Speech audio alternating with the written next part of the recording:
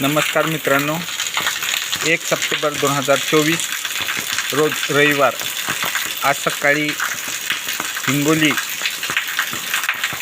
गायत्री मंदिरच्या मागे ज्योतिनगर येथील निवाशांना रस्ता, नाली किंवा लाईट कसल्याही सुविधा उपलब्ध नाही।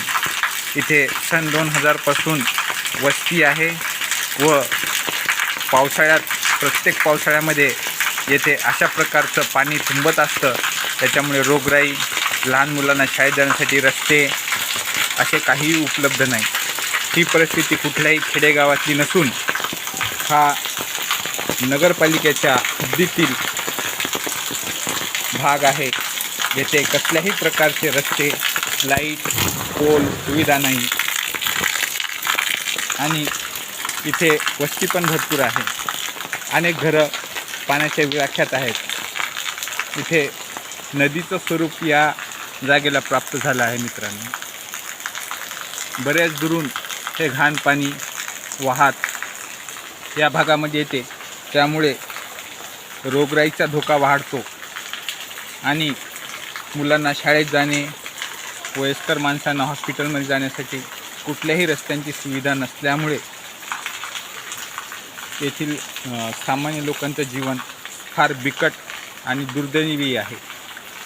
24 वर्षामध्ये डिजिटल भारत या नावाखाली साधा मुरुमाचा रोडसुद्धा इथे करण्यात आलेला नाही।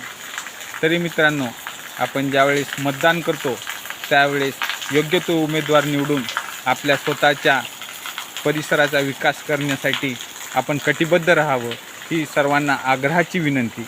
तो कुठल्याही पार्टीचा, कुठल्याही पक्षाचा, कुठलाही व्यक्ती असो, तो जर आपला विकास करू शकत नसेल तर कृपया त्याला वोट न देणे हे आपलं आद्य कर्तव्य आहे।